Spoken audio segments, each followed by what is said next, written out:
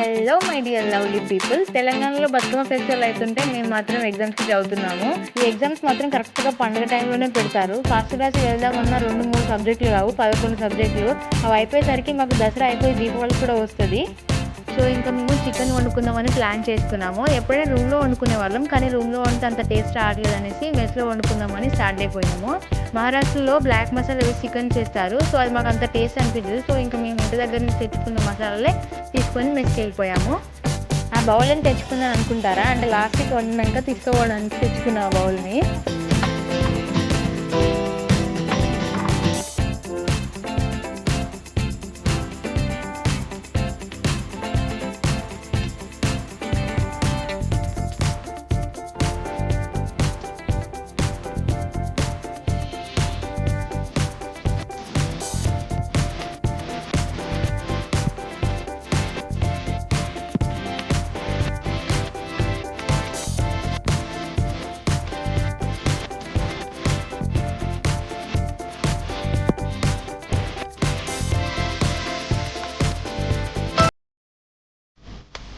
Colour అయితే attractive ఉంది. Taste ఎలా ఉందో తిన్నాక చెప్తా.